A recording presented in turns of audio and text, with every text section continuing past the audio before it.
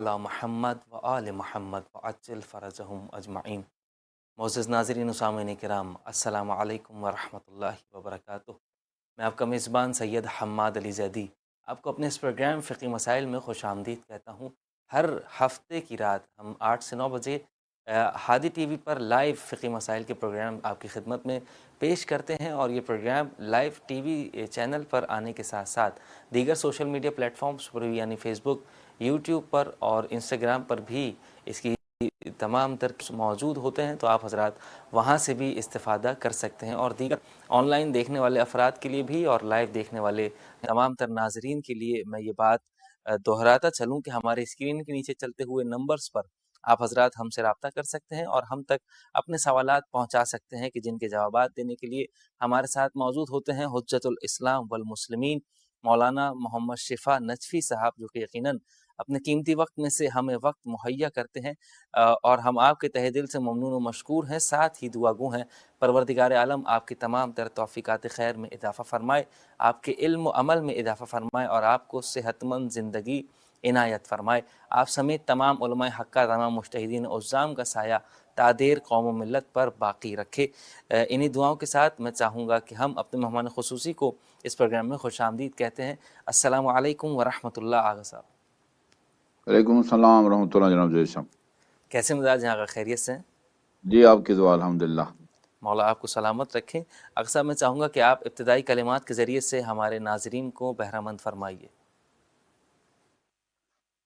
اعوذ باللہ من الشیطان الرجیم، بسم اللہ الرحمن الرحیم، الحمدللہ رب العالمین، والصلاة والسلام علی خیر خلقہ محمد وآلہ الطیبین الطاہرین، واللعن الابدی علی اعدائہم اجمعین۔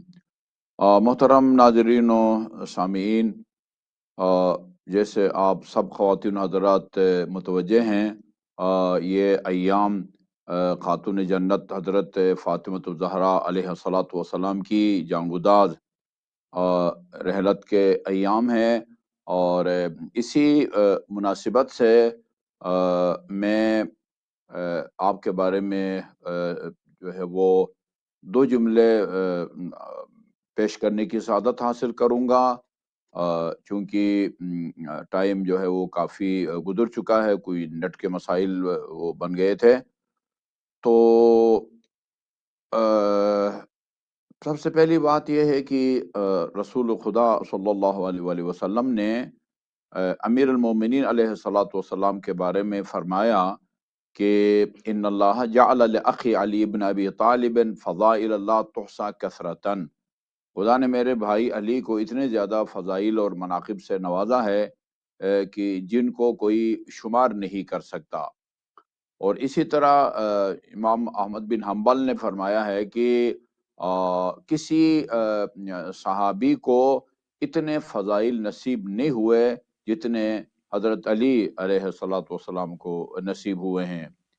یعنی جس کو اللہ تعالیٰ نے قرآن میں نفس رسول کہا ہے، نفس رسول آئے مباہلہ میں نفس رسول کہا ہے، ظاہر ہے علی اور رسول یہ ایک ہستی نہیں ہے، 2 ہستیاں ہیں۔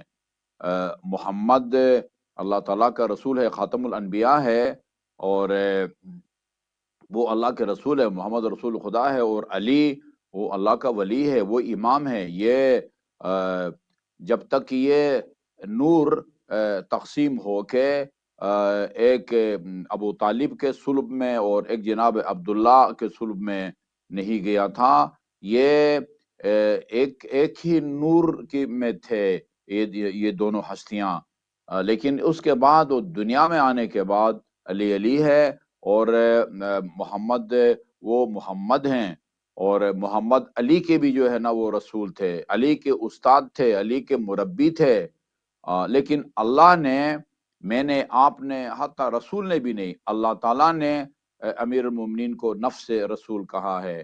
تو نفس رسول کا مطلب یہی ہے کہ یعنی نبوت کے علاوہ باقی تمام فضائل میں سب سے زیادہ رسول کا مشابہ یا رسول کا قریب وہ امیر المومنین علیہ الصلاۃ والسلام ہیں۔ میں سمجھتا ہوں اللہ تعالیٰ نے امیر المومنین کے فضائل کو کے سمندر کو اس کوزے میں بند کر دیا ہے امیر المومنین کو نفس رسول کہہ کے۔ اور رسول خدا صلی اللہ علیہ وسلم نے خاتون جنت علیہ الصلوۃ والسلام کے فضائل کے سمندر کو اپنے اس جملے کے ذریعے آپ کے فضائل کے سمندر کو کوزے میں بند کر دیا ہے کہ اگر علی نہ ہوتا تو میری بیٹی فاطمہ کے لیے کوئی کفو اور ہمسر نہ ہوتا۔ آدم سے لے کر عیسیٰ موسیٰ تک کوئی نبی خاتون جنت کی ہمسری نہ کر سکتا اگر علی نہ ہوتے۔ میری دعا ہے اللہ تعالی ہمیں خاتون جنت کی سیرت طیبہ کو پڑھنے سمجھنے اور اس پر عمل پیرا ہونے کی توفیق عطا فرمائے۔ الہی آمین، الہی آمین۔ یقیناً آغا صاحب انتہائی اہم بات کی جانب آپ نے متوجہ کیا، اور دعا ہے پروردگار سے کہ پروردگار تمام مومنین کو ان ایام کی حرمت کا خیال رکھنے کی توفیق عنایت فرمائے، اور ساتھ ساتھ مجالس ادا میں شرکت کرنے کے ساتھ ان تمام تر معاملات کو اور ان تمام تر روایات کو سمجھ کر غور کرنے کی توفیق عنایت فرمائے، تاکہ ہم معارف فاطمیہ سے زیادہ سے زیادہ نزدیک تر ہو سکیں۔ اکثر فقی مسائل کا سلسلہ آپ کے ساتھ ہمارا ہوتا ہے، اور ہم اس پروگرام میں کوشش کرتے ہیں کہ زیادہ سے زیادہ فقی مسائل اور ان سوالات کو آپ کی خدمت میں پیش کیا جائے کہ جو مومنین کی جانب سے، ناظرین کی جانب سے ہم تک پہنچتے ہیں۔ آئیے ہم اپنے پہلے سوال کی جانب چلتے ہیں، اور پہلا سوال بعد السلام یہ کیا گیا ہے کہ آغا صاحب یہ بتائیے کہ مردوں کے لیے ناخن کاٹنا یا نہ کاٹنا تو کسی بھی زمرے میں شمار نہیں ہوتا، لیکن کیا خواتین پر لازم ہے کہ وہ اپنے ناخن کاٹیں، جبکہ انہیں نامحرموں سے چھپانا مشکل کام ہے؟ اگر وہ بڑھا بھی لیے جائیں تو اگر وہ زینت میں شامل ہوتے ہیں تو پھر تو وہ حرام ہو جائیں گے۔ تو یہ میں جاننا چاہتی ہوں کہ کیا عورت کا ناخن بڑھانا زینت میں شمار ہوتا ہے یا نہیں، اس کی وضاحت فرمائیے گا۔ نہیں، یہ زینت میں شمار نہیں ہوتا۔ جی آغا صاحب، یعنی خواتین ناخن بڑھا سکتی ہیں؟ یہ بڑھا سکتی ہیں۔ آغا صاحب بہت شکریہ۔ اگلا سوال ہمارے پاس موجود ہے، اور بعد السلام یہ پوچھا گیا ہے کہ یہ بتائیے کہ کیا خرگوش کا گوشت کھانا حلال ہے یا نہیں، اس کی وضاحت فرمائیے۔ جی، فقہ جعفری میں خرگوش حرام گوشت ہے جی، اس کا گوشت کھانا حرام ہے، مکروہ بھی نہیں، یہ کلیئر حرام ہے۔ جی آغا صاحب، اگلا سوال ہمارے ارنب پاس جسے کہتے ہیں عربی میں۔ جی اگلے سوال کی جانب چلتے ہیں، اور اگلا سوال بعد السلام یہ کیا گیا ہے کہ آغا صاحب سردیوں کے السلام۔ دن آ رہے ہیں اور کریم اور لوشن وغیرہ کا استعمال زیادہ کیا جا رہا ہے، تو چہرے پر کریم لگا کے صبح آفس چلا جاتا ہوں، لیکن ظہر کی نماز تک وہ کریم یا لوشن جو بھی چہرے پر لگا ہے وہ نہ ہونے کے برابر ہوتا ہے، بالکل چہرے پر محسوس نہیں ہوتا، اور آفس میں باقاعدہ کسی صابن سے یا فیس واش سے منہ دھونا ممکن نہیں ہوتا۔ تو کیا ایسی ہی حالت میں کہ جب ہمیں یہ محسوس ہو رہا ہے کہ وہ زائل ہو چکا ہے چہرے سے، تو اسی کے اوپر وضو ہو سکتا ہے یا نہیں، اس کی وضاحت فرمائیے گا۔ جی ہو سکتا ہے، کیونکہ جو کریم ہے وہ خالص آئل نہیں ہے، جس طرح وہ آئل لگا سرسوں کا تیل ہے یا دوسرے جو تیل لگاتے ہیں وہ خالص آئل نہیں ہے، اس میں کریم میں تھوڑی بہت جو ہے نا وہ چکناہٹ ہوگی۔ صبح اگر وہ لگاتے ہیں تو ظہر تک یقیناً جو ہے نا وہ چکناہٹ اتنی نہیں ہوتی چہرے کے اوپر یا ہاتھوں کے اوپر کہ وہ پانی اور آپ کے جلد کے درمیان میں حائل ہو سکے۔ تو اس کے ساتھ جیسے آپ خود بھی فرما رہے ہیں کہ وہ نہ ہونے کے برابر ہے، چکناہٹ نہیں ہے، تو وہ کریم برائے کریم جو ہے اس کو لگانے کے بعد کوئی صابن سے دھونا ضروری نہیں ہے۔ یہ تو صابن سے اس صورت میں دھویا جاتا ہے یا دھونا چاہیے کہ وہ چکناہٹ اتنی زیادہ ہو کہ وہ چکناہٹ جو ہے پانی کو جلد تک نہ پہنچنے دے، اور اس میں اتنی چکناہٹ باقی نہیں رہتی۔ جی آغا صاحب بہت شکریہ۔ اس کے بعد اگلا سوال خمس کے حوالے سے ہے کہ آغا کسی کو قرضہ دیا تھا 6 مہینے کے لیے، لیکن 1 سال سے زیادہ ہو چکا ہے اور وہ قرضے کی رقم لوٹانا چاہتے ہیں، لیکن ابھی ان کے پاس اسباب نہیں ہیں کہ وہ رقم لوٹا سکیں، لیکن سال سے زیادہ گزر چکا ہے اور میری خمس کی تاریخ بھی آنے والی ہے۔ تو جو رقم میں نے جو اپنی سیونگ میں سے انہیں دی ہوئی تھی بطور ادھار اور قرضہ، اب اس رقم پر میں ادا کروں گا خمس، یا جن کے پاس وہ رقم ہے جنہوں نے استعمال کی ہے وہ خمس ادا کریں گے؟ دیکھیں جی، یہ ان کی آمدنی نہیں ہے، یہ آپ کی آمدنی ہے۔ تو اگر کوئی کسی کو قرض دیتا ہے وہ قرض جو ہے سال بھر اس کے پاس رہے یا خمس کی ڈیٹ تک، تو جو مقروض ہے اس کے ذمہ خمس نہیں ہے، جو قرض خواہ ہے جس نے قرض دیا ہے وہ اس کی ملکیت میں ہے، اس پر واجب ہوگا جی، وہ مقروض پر واجب نہیں ہوگا۔ قرض جو ہے وہ آمدنی شمار نہیں ہوتا، تو وہ جس نے آپ سے قرض لیا ہے، یہ قرض کی رقم اس کی آمدنی شمار نہیں ہوتی ہے، آپ اس کے مالک ہیں، اور جو ہے نا اس کا خمس آپ کے ذمہ ہے جی۔ جی آغا صاحب بہت شکریہ۔ اگلا سوال نماز کے حوالے سے، اور انہوں نے یہ پوچھا ہے کہ آغا صاحب جب ہم رکوع میں جاتے ہیں تو کس حد تک جھکنا چاہیے کہ رکوع مکمل ہو طور پر صحیح ادا ہو سکے، اور دوسرا انہوں نے یہ پوچھا ہے کہ دوران رکوع ہماری نظریں کہاں ہونی چاہیے، ہم سجدگاہ پر دیکھیں یا اپنے پیروں کی طرف دیکھیں، اس کی وضاحت فرمائیے گا۔ جی، پہلے سوال کے دوسرے حصے کا جواب عرض کرتے ہیں کہ دوران رکوع جو ہے مستحب ہے کہ آپ دونوں پاؤں کے درمیان میں دیکھیں، اور باقی سجدے میں پہلا سوال کا حصہ کیا تھا؟ رکوع کرنے کی صحیح حالت۔ ہاں جی، رکوع جو ہے وہ یعنی اتنا آپ جھکیں کہ اگر آپ کا جو ہاتھ ہیں، ہاتھ لمبائی اور ان کی جو ہے نا وہ نارمل ہے، تو اتنے آپ جھکیں کہ آپ کے جو دونوں ہاتھ ہیں وہ گھٹنوں تک پہنچ سکے۔ یہ جو گول ہڈی ہے، مستحب ہے کہ اس کو اپنے جو ہے نا وہ ہتھیلی کے اندر لے لیں، اتنا جو ہے نا جو اتنا جھکیں کہ جو ہے نا وہاں تک آپ کے ہاتھ پہنچے ہیں۔ ہاتھ جو ہے نا وہ بہت چھوٹے ہوں، تو معمول سے زیادہ چھوٹے ہوں تو اس کو بہت زیادہ جھکنا پڑے گا تاکہ اس کے ہاتھ جو ہے گھٹنوں تک پہنچے، یا مثلا اگر معمول سے زیادہ لمبے ہیں، معمولی سا جو ہے نا وہ جھکیں گے تو ان کا ہاتھ وہاں تک پہنچ جائے۔ ہو سکتا ہے اتنے بڑے ہوں کہ جھکے بغیر بھی وہاں تک پہنچ سکے، یہ معیار نہیں ہے۔ یعنی مستوی الخلقہ، یعنی معتدل جو اگر جو ہاتھ ہیں ان کی لمبائی، تو اتنا جو ہے نا وہ آپ کو وہاں لازمی طور پر جھکنا چاہیے۔ باقی یہ لکھا ہے کہ مستحب ہے کہ اتنا جھکیں کہ بالفرض اگر آپ کی کمر کے اوپر جو ہے وہ پانی ڈال دیا جائے تو وہ وہاں رک جائے اور وہ جو ہے نا وہ نہ گرے، یہ مستحب ہے۔ کم از کم جو ہے نا اتنا جھکنا چاہیے کہ آپ کے جو ہے نا وہ ایک معتدل سائز کے جو ہاتھ ہیں وہ گھٹنوں تک پہنچے۔ جی آغا صاحب بہت شکریہ۔ اس کے بعد ہمارے پاس اگلا سوال ہے، اور تھوڑا عجیب کیفیت کا سوال ہے، الگ سوال ہے، اور بعد السلام انہوں نے یہ پوچھا ہے کہ آغا صاحب ایک السلام۔ عورت پر اپنے شوہر کی اطاعت کرنا واجب ہے یا نہیں، اس کی وضاحت فرمائیے گا کہ اگر حکم دے شوہر تو کیا اس حکم کو ماننا عورت پر شرعی اعتبار سے واجب ہو جاتا ہے، یا اخلاقی طور پر ضروری ہے کہ وہ اپنے شوہر کا حکم مانے؟ اور دوسری یہ کہ اگر شوہر کسی بحث میں یا کسی بات پر اپنی بیوی کو بولے کہ خاموش ہو جاؤ، تو بیوی پر یہ واجب ہو جاتا ہے کہ وہ خاموش ہو جائے، اس کی وضاحت فرمائیے گا۔ دیکھیں جی، میاں بیوی کے حقوق اور فرائض میں جن چیزوں کو بیان کیا گیا ہے، وہاں جو خاتون کی ذمہ داریاں ہیں جن میں شوہر کی اطاعت یا تعمیل حکم واجب ہے، وہ اس کے جو ازدواجی تعلقات کے حوالے سے، اس کی دوسرے الفاظ میں، واضح الفاظ میں، اس کی جنسی خواہش کو جو ہے نا وہ پورا کرنا، وہ اس کی ذمہ داری ہے۔ وہ یعنی جب بھی جو ہے نا وہ یعنی اس کا مطالبہ کرے، خاتون پابند ہے کہ وہ کسی قسم کی جو ہے نا وہ مزاحمت نہ کرے۔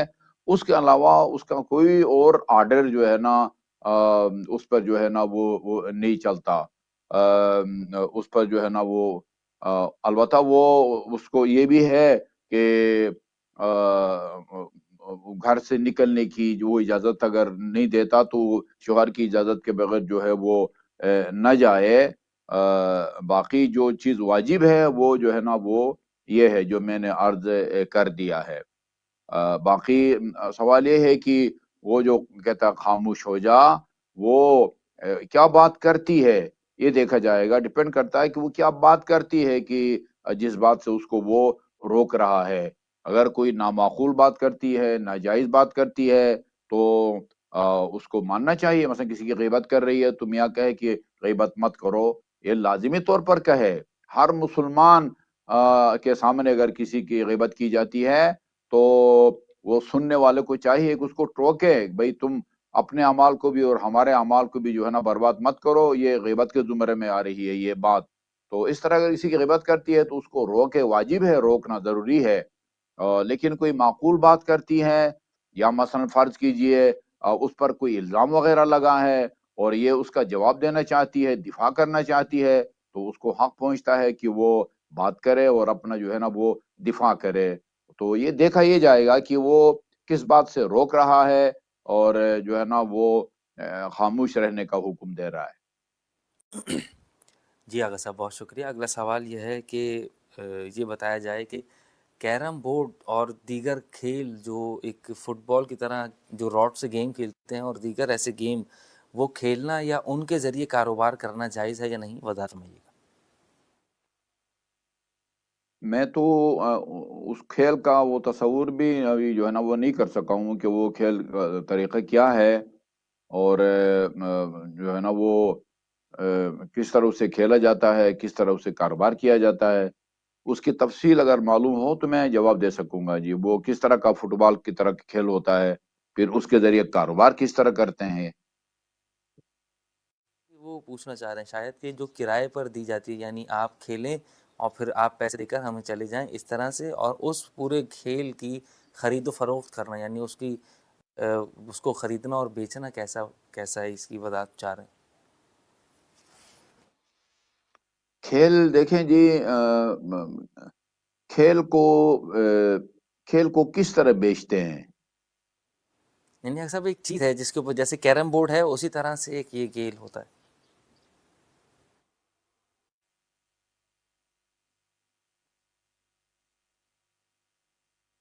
دیکھیں اس میں اگر کوئی ناجائز کام اس میں نہیں ہو رہا ہے اور اس کے لیے انسان کوئی اپنا ٹائم دیتا ہے تو اس کا وہ معاوضہ لے سکتا ہے۔ ہم اصولی طور پر یہ بات کر سکتے ہیں، باقی یہ کہ اس میں لہو لعب کے زمرے میں وہ نہ آتا ہو اور ایک آدمی ایک جائز کام کر کے اس کا معاوضہ لینا چاہتا ہے تو وہ لے سکتا ہے، یہ علی القاعدہ ہم یہ بات کر سکتے ہیں۔ جی آغا صاحب بہت شکریہ۔ اگلا سوال ہمارے پاس موجود ہے کہ نامحرم سے کس حد تک بات کی جا سکتی ہے، اور کس حد تک ہنسی مذاق کی حد تک، یا کہاں تک ہم اس سے بات کر سکتے ہیں، جبکہ شادی کا امکان بھی موجود ہو تو کیا وہ جو محبت والی باتیں ہوتی ہیں وہ بھی کی جا سکتی ہیں اور پرسنل باتیں پوچھی جا سکتی ہیں یا نہیں، اس کی وضاحت فرمائیے گا۔ دیکھیے جی، نامحرم سے جو ہے نا وہ یعنی اس دنیا میں بہت سارے لوگ نامحرم سے بات کرتے ہیں۔ خواتین جو ہے نا وہ بازار جاتی ہیں، دکاندار سے باتیں کرتی ہیں۔ اچھا، اسی طرح دفاتر میں خواتین جاتی ہیں، وہاں آگے ٹیبل پر ریسیپشن پہ کہیں مرد ہوتا ہے، کہیں عورتیں ہوتی ہیں۔ مرد جا کے جو ہے نا وہ آفس میں موجود خواتین سے باتیں کرتے ہیں، خواتین جا کے آفس میں موجود مردوں سے باتیں کرتی ہیں۔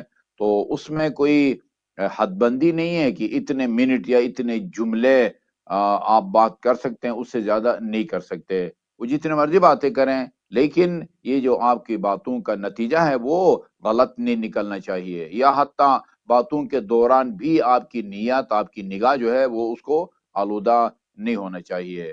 تو اگر کسی سے شادی کا پروگرام ہوتا ہے تو یہ نامحرم کو جس خاتون سے شادی کا ارادہ ہے اس کو دیکھنے کی شریعت نے اجازت دی ہے، بس باقی نکاح سے پہلے ہنسی مذاق اور یہ غیر ضروری باتیں ان سے جو ہے نا وہ گریز کرنا چاہیے۔ جی جی آغا صاحب بہت شکریہ۔ اگلا سوال ہے کہ نماز وطر میں نماز شب میں جو قنوت پڑھا جاتا ہے اس کی مخصوص دعا جو کتاب میں لکھی ہوئی ہے، وہ دعا اسی طریقے سے پڑھنے کے بعد کیا ہم اسی دعائے قنوت میں اپنی مادری زبان میں دعا کر سکتے ہیں بارگاہ الہی میں دوران نماز یا نہیں، اس کی وضاحت فرمائیے گا۔ جی، مستحب نماز میں دعا کر سکتے ہیں اپنی زبان میں۔ جی آغا صاحب بہت شکریہ۔ اس کے بعد اگلا سوال ہمارے پاس ہے، اور ایک خاتون نے یہ پوچھا ہے بعد السلام کہ آغا صاحب یہ بتائیے کہ رات کے وقت کنگھی کرنا سر کے بالوں میں، اور رات کے وقت یا مغرب کے اذان کے وقت گھر کے صحن میں جھاڑو لگانا یا گھر کی صفائی کرنا کیسا عمل ہے، اس کی وضاحت فرمائیے گا۔ جی، یہ جھاڑو دینے کے بارے میں ہے کہ حرام نہیں ہے، لیکن رات کو جھاڑو نہیں دینا چاہیے۔ باقی کنگھی کے بارے میں کوئی اس طرح کی کوئی پابندی نہیں ہے۔ جی آقا صاحب بہت شکریہ۔ اگلا سوال ہمارے پاس ہے اور وہ قضا نمازیں اور روزوں کے حوالے سے ہے، مرحوم کی۔ بعد السلام انہوں نے یہ پوچھا ہے کہ آقا صاحب میں گھر کی بڑی بیٹی ہوں اور میرے شوہر امریکہ میں ہوتے ہیں، اور اپنی خاندان میں، اپنی فیملی میں سب سے زیادہ پیسے کے حوالے سے میں ہی اوپر ہوں، تو میرے والد صاحب کا انتقال ہوا تو اس کے بعد میرے بھائی کی اتنی استطاعت نہیں ہے کہ وہ والد مرحوم کی نمازیں اور روزے ادا کروا سکے، تو کیا مجھ پر یہ کام کرنا جائز ہوگا کہ میں پیسے دے کر نمازیں اور روزے ادا کروا دوں؟ اور یہ اس طریقے سے کیا میرے بھائی کے اوپر سے واجب اتر جائے گا یا نہیں، اس کی وضاحت فرمائیے گا۔ جی یقیناً اترے گا، بلکہ وہ جیسے کہتے ہیں نیکی اور پرسش ایک نیک کام کے لیے کیا پوچھنا ہے، وہ تو رضاکارانہ طور پر کوئی بالکل اجنبی آدمی جس کے کوئی ان کے دوستوں میں سے ہے، وہ بھی رضاکارانہ طور پر ان کی نمازیں کسی کو ہدیہ دے کے پڑھوائے، روزے رکھوائے، تو وہ بری ذمہ ہو جائے گا، مرحوم کا فرض ادا ہو جائے گا۔ البتہ یہ ہے یعنی شرعی اعتبار سے کہ جو مرحوم کا جو بڑا بیٹا ہے، شرعی طور پر اس پر واجب ہے۔ باقی جو اولاد ہے، اس سے چھوٹے بیٹے ہیں یا مرحوم کی بیٹیاں، ان کا اخلاقی فرض ہے کہ وہ اپنے مرحوم باپ کو وہاں عذاب سے بچائیں۔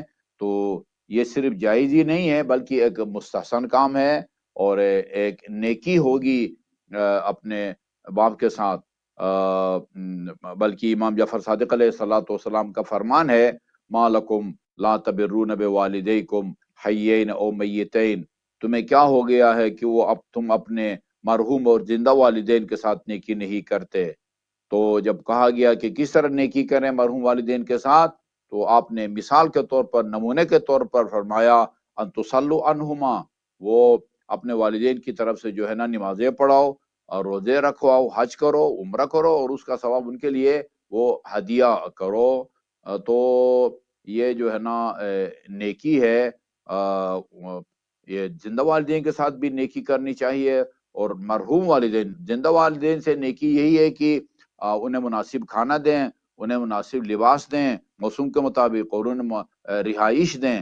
مرحوم والدین کے ساتھ نیکی یہ ہے کہ ان کے ذمہ اگر کوئی حق اللہ ہے، کسی کا قرض دینا تھا انہوں نے اور ادائیگی سے پہلے وہ فوت ہو گئے ہیں، نمازیں رہ گئی ہیں، روزے رہ گئے ہیں، حج نہیں کیا، تو جو بھی یہ ان کی طرف سے وہ پڑھے گا یا پڑھوائے گا ہدیہ دے کے، یہ صرف جائز ہی نہیں ہے، انتہائی مستحسن کام ہے، اور یہ جو ہے وہ بہت بڑا اجر جو ہے نا وہ ان کو ملے گا۔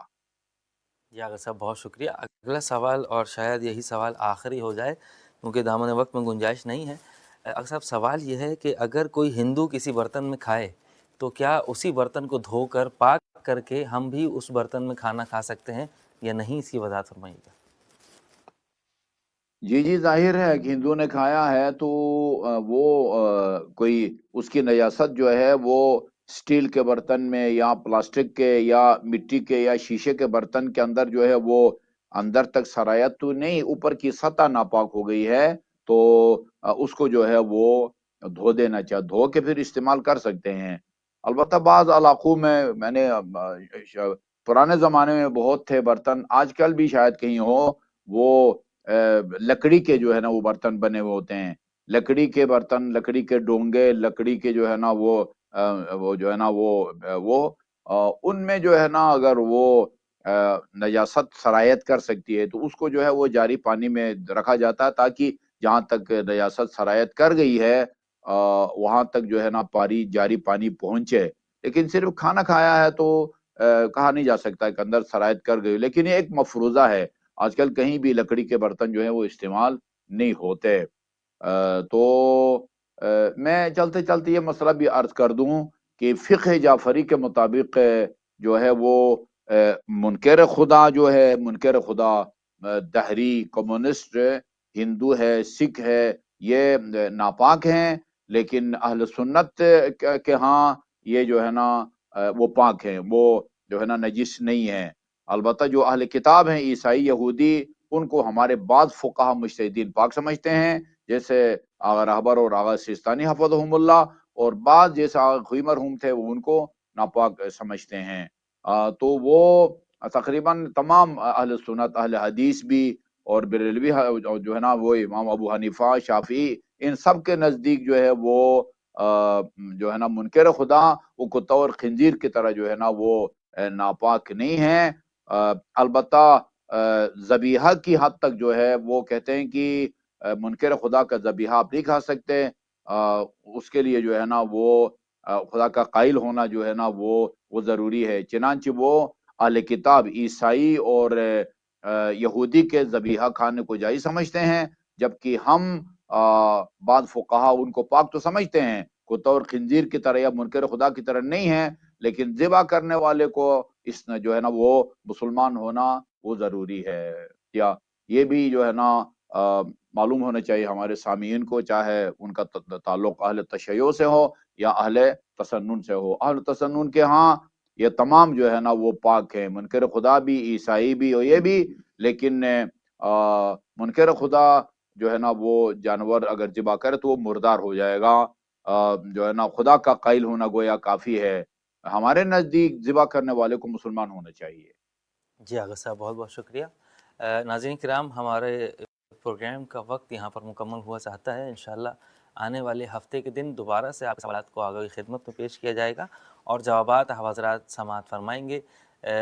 دعا ہے پروردگار عالم کی بارگاہ، ہمیں پروردگار تو جواسطہ محمد و آل محمد کا، بالخصوص تو جواسطہ ان ایام کا کہ جن ایام میں مخدومہ عالمیان جناب فاطمہ الزہرا سلام اللہ علیہا کی شہادت کے ایام ہے۔ پروردگار تمام مومنین کی جان مال، عزت و آبرو کی حفاظت فرما، تمام مومنین کے حالات کو بہترین حالات میں تبدیل فرما، اور جتنے بھی مومنین اس دنیا میں بیمار ہیں، بے حق کے بیمار کربلا شفائے کامل و عاجل عنایت فرما، اور ہماری سب سے بڑی دعا ہمارے وقت کے امام کے ظہور میں تعجیل فرما۔ انہی دعاؤں کے ساتھ اجازت دیجیے اپنے میزبان سید حماد علی زیدی کو۔ والسلام علیکم ورحمۃ اللہ وبرکاتہ۔